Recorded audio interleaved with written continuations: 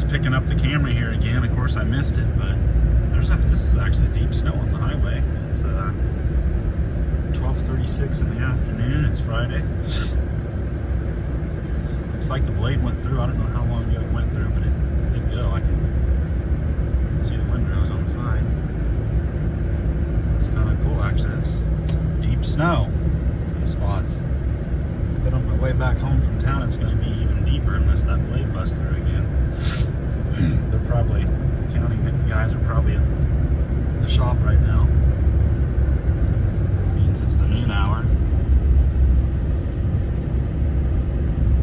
I'll probably take an extra long break. They probably had to come in at 4 this morning and start working. I can see the steam hooks have fed hay already. There's some tractor prints on the highway, and just a little bit of hay back there, so they've fed. Although those 2 bell rings over there is empty by the creek feeder. I don't know where they fed at, but they've been on the road since the blade went through.